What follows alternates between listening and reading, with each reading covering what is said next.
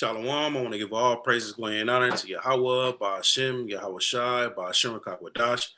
Double honors to our elders.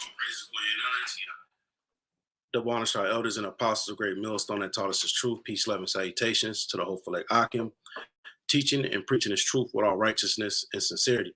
This is Akim Wasap. Today's lesson is entitled, The Fear of the Lord is His Treasure. And Lord, will He be edified through the Spirit and power of Yahweh Ba'ashem Yahweh Shai, the true names of the Heavenly Father, and his only begotten Son, whom the world ignorantly calls Lord God and Jesus Christ, to our saviors of the children of Israel. And as always, our sit downs, our lessons are for the remnant, the elect, the Israel of the Most High, and to use the gospel preach. Shalom. So today we'll be going into the fear of the Lord, which is knowledge, wisdom, and understanding. All right, and that knowledge, wisdom, and understanding will be our stability in these times that we're entering into, and even leading up to those times. So we'll be reading into Proverbs today. All right, and Proverbs was written by Solomon, son of David, king of Israel. All right, as you see there in the first verse. So let's go here to Proverbs 1:7. It says, "The fear of the Lord is the beginning of knowledge, but fools despise wisdom and instruction." So this isn't the lot that you want to be in. You don't want to be a fool despising wisdom and instructions, because whosoever despise this truth will be destroyed. All right. Proverbs 13:13, whoso despises the word shall be destroyed, but he that feareth the commandment shall be rewarded. So we want to be rewarded with what? Salvation, mercy, deliverance. We want to be fed during the time of famine, and we want to have the angels encampeth around about us during this time that we're entering into. So that's what we want to be rewarded with. But in order to be eligible for that reward, there's particular works. You gotta number one, be predestinated from the foundation of the earth to receive these different benefits, so to speak. And you have to have particular fruits. All right. When you read in the Gospels, it speak about a tree may be known by its fruit. The fruit is the actions, the behavior, the characteristics. So today we'll be doing contrast of the fruit that the elect will have, and then the fruit of the wicked. So let's go back here to Proverbs 1:7. The fear of the Lord is the beginning of knowledge. So we'll be going into some of the knowledge of the Lord, which that will produce the fear. It says, once again, but fools despise wisdom and instructions. And this is not what we're a part of. We're not despising the wisdom and instructions. It's Isaiah 33, verse, start at 5. Yahweh is exalted, for he dwelleth on high. He hath filled Zion with judgment and righteousness. So the Lord is dealing with the Israelites. And wisdom and knowledge shall be the stability of thy times. What times? The time of Jacob's struggle, the time we have low points in the spirit, the time where experiencing, trials and tribulations, when you get tried, this wisdom and knowledge, that's what's gonna, have you to be stable. It says, and strength of salvation, the fear of the Lord is his treasure. And this is where we get the title of this lesson from. So I was reading through Proverbs 11, and through the Spirit, I was like, you know what? Let's, put this vibration out of some of the wisdom of the Lord. And Lord willing, it be edifying. All right. So Proverbs 11:18, it says, the wicked worketh a deceitful work. Now we know the wicked is Esau, Edom. When you read Malachi, the first chapter speaks about these Edomites being the border of wickedness. And their lot, the fruit that grows on their tree, is a deceitful work. All right. Deceit goes into deception, lies, all right, and all the other things that, operate under that banner. So their lot is to work at deceitful work. And that's the wisdom. That's part of the wisdom of the Lord. You got to understand the characteristics of the wicked. It says, but to him that soweth righteousness This will be the elect. So righteousness, that's the work that you putting out there, shall be a sure reward. All right. Understanding that, hey, that's what's gonna be, your stability. That's gonna build you up. All right. This wisdom and knowledge and understanding, and knowing that when you sow in righteousness, there will be a sure reward. And this is how you have faith in Yahweh Bashim Yahushai. You have your faith in what's written here in these scripts. You believe what's written here in these scripts. That like Yahushai said in John 7:38, he that believeth on me, as the scriptures have said, out of his belly shall flow rivers of living water. So you have to believe according to what's written.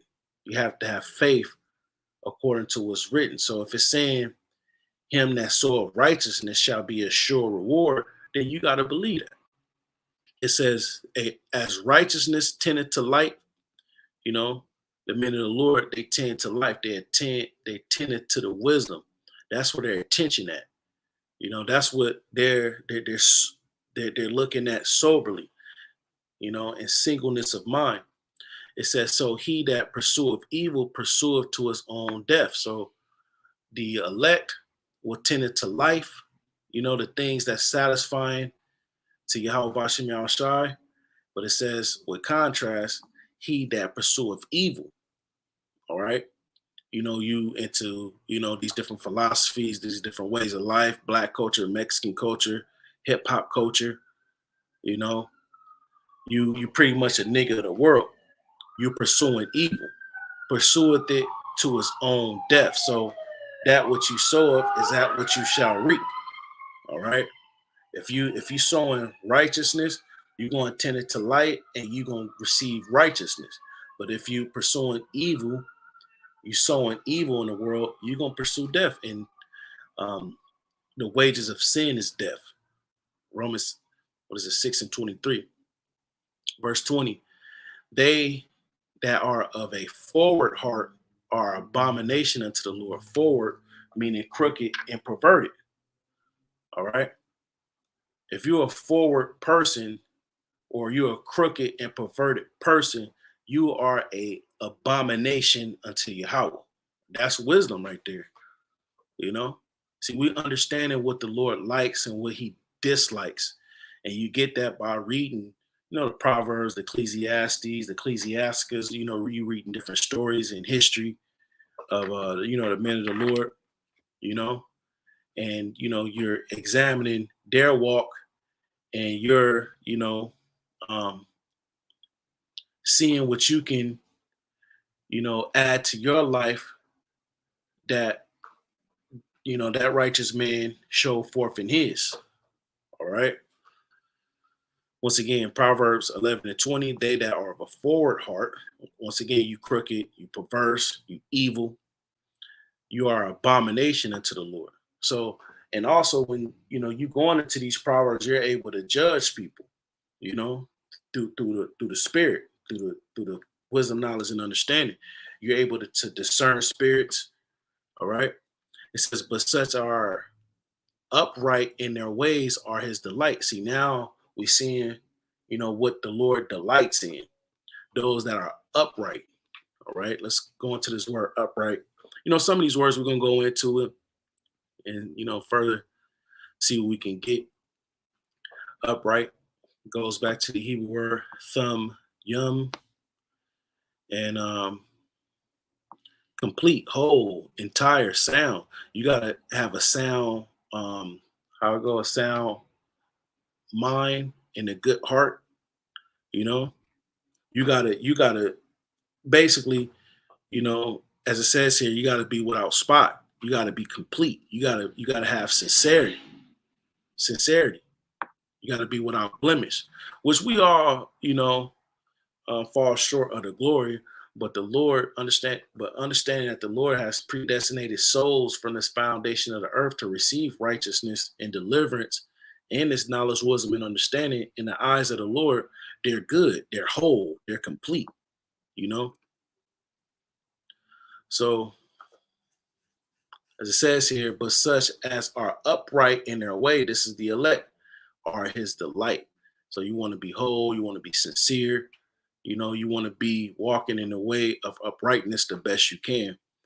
It says, though hand join in hand, the wicked shall not be unpunished. So if you join in forces with the wicked, you're not gonna go unpunished. You're gonna get judged. All right. If you join in, to Esau's system, you following after the ways of this world, you submitting to these different philosophies, religions, and ways of life. All right. You're joining hand in hand with the wicked because Esau, he puts out all these wicked vibrations. And if you join forces with it, or you agree and you consent to it, you're gonna get judged just like these Edomites. But as it says here, but the seed of the righteous, this is the elect, shall be delivered. All right. So the elect will get delivered out of the destruction. Proverbs 11 and 22. And like I said earlier, we just going into, the wisdom and knowledge of Yahweh Bashem Yahushua.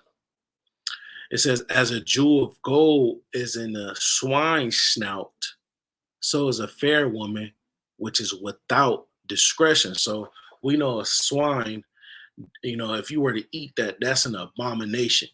And just because it's beautified with a jewel of gold in its nose, it's still unclean. So it's comparing that with the fair woman that's without discretion.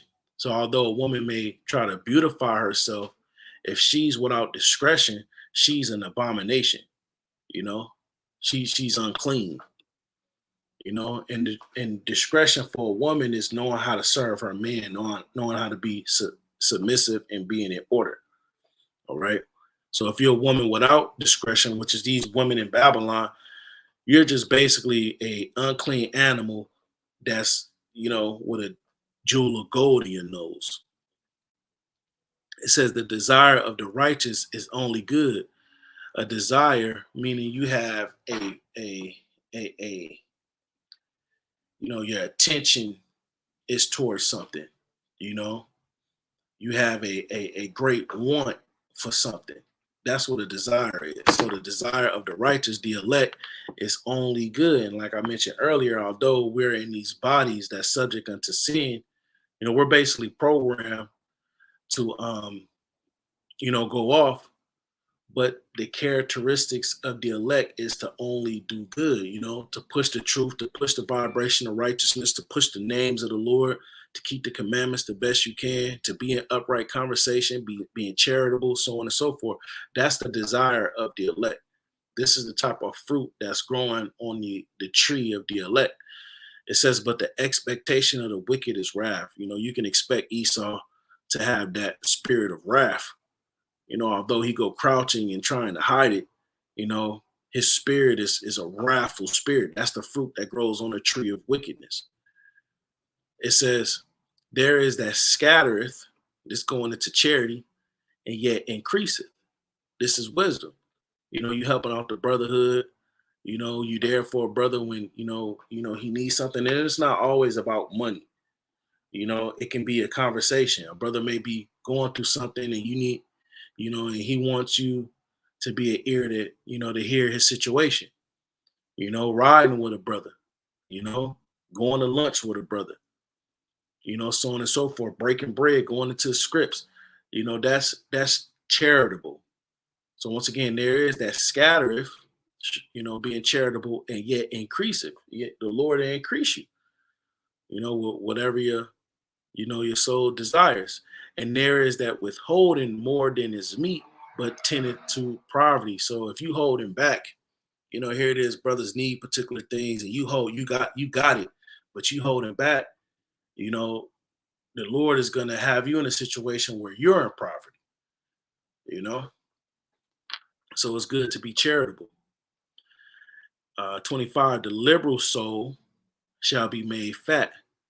Now, one interesting thing about this word liberal here, when you go into it, the Hebrew word there is barak, which means blessed, right? Blessing, prosperity. So a liberal soul, all right, or a blessed spirit, that's the elect, shall be made fat. Fat represents riches, and the elect is rich in knowledge, wisdom, and understanding. Okay. It says, and he that watereth shall be watered also of himself. Also, a brother that's teaching, he out there watering the seed that's planted through the spirit shall be watered also of himself. Because when we out there teaching on the highways and the byways, the Lord is channeling his spirit through brothers. Sometimes you'll bring out something that you've never brought out and you'll water yourself. You'll learn something. All right. It says, he that withholding corn, the people shall curse him. And that's what Esau finna be doing. Esau's going to be having resources to feed people during this time of trouble, during the time of Jacob's trouble. But the people are going to be cursing him. It's going to be an uproar in the city. It's going to be sedition, chaos, all kind of stuff going on. All right. But the blessing shall be upon the head of him that selleth it. All right. So,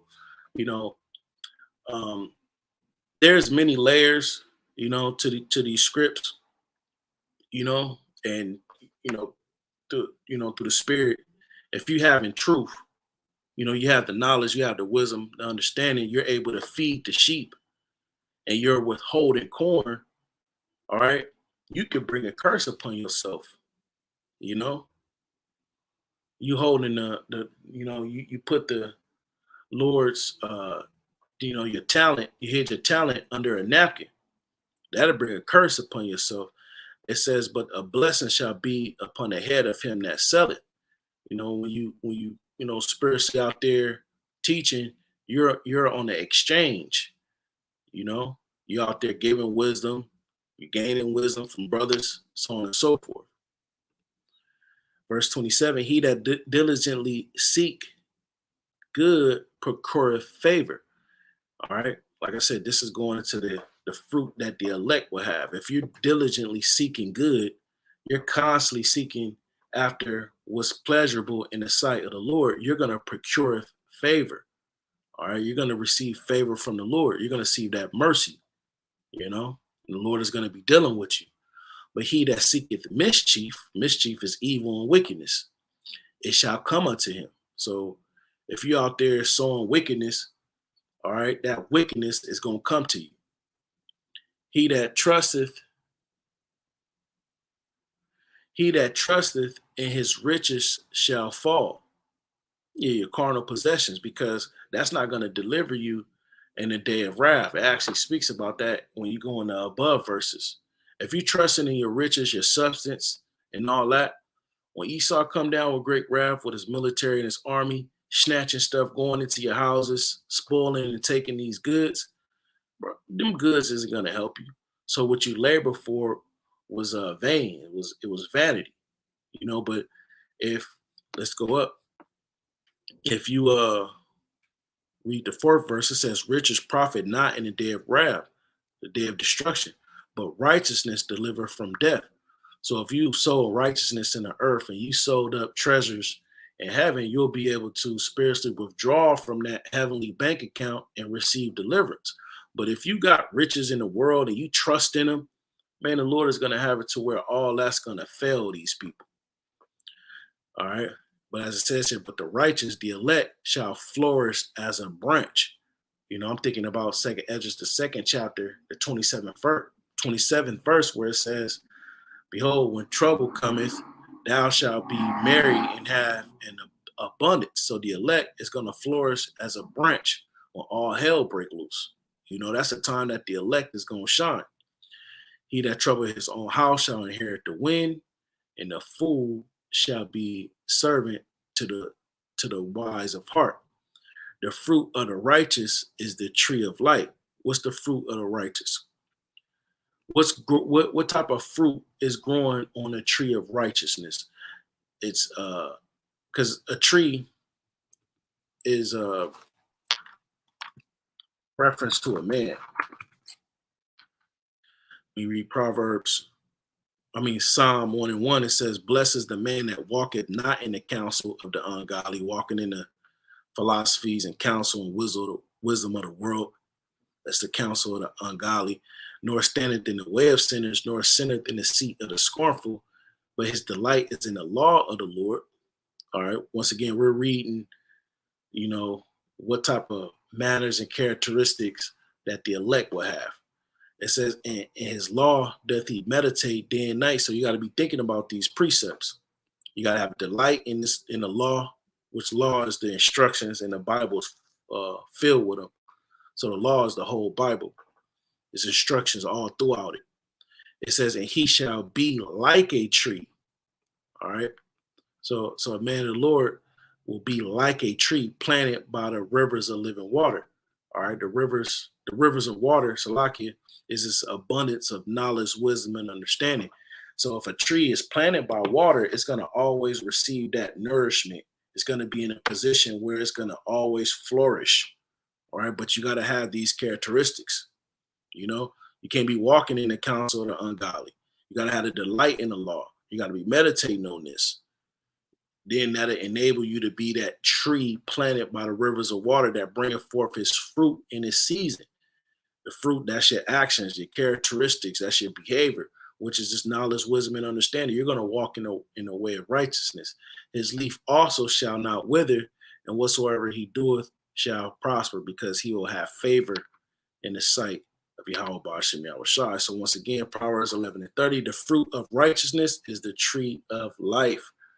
The elect will have that knowledge, wisdom, and understanding that will grant you to live in the sight of the Lord. It'll grant you to have that life. You're not going to be dead. You're not going to be a part of the counsel of the dead. And he that winneth souls is wise. You're out there teaching on the highways and the byways. You know, other brothers is waking up. You know, you're winning souls. All right. That's a wise man. All right. It says, behold, the righteous shall be recompensed in the earth. Recompense is paid back. So the elect, you know, they would have the recompense, the payback. You know, they'll get the mercy, the salvation. The Lord will look out for them in this time of trouble. And ultimately, the righteous, the Israelites, they would have a kingdom. It says much more than the wicked and the sinners. So it's gonna come a time where the elect, the righteous, the Israelites will be on a higher, way higher level than the wicked and the sinner. Right now, everything is turned upside down. The wicked, Esau, and these sinful ass people, they're, you know, looked at and exalted here in this society. But the Lord is going to turn everything right side up. So, you know, once again, you know, we're just going into some contrast of what the fruit and the elect would be yielding forth, and then the fruit that the wicked will be yielding forth. And we read things that, you know, the Lord, you know, delights in. And as we opened up with Isaiah 33:6, wisdom and knowledge shall be the stability of thy times, and strength of salvation. The fear of the Lord is his treasure. The fear of the Lord is knowledge, wisdom, and understanding. And when you read the Proverbs, you read the things that the Lord delight in. You ultimately read what the Lord will be looking for in his elect. So, you know, it's good to be reading these Proverbs, the Ecclesiastes, the Ecclesiastes, you know, these, you know, various books of wisdom. So I'm gonna leave it at that. Lord willing, was edifying through the spirit and power of Yahweh Ba'ashem Yahushai. And you know, double honors to our elders and apostles, great millstone that taught us his truth. And Shalom, a Bible ball. Stay strong.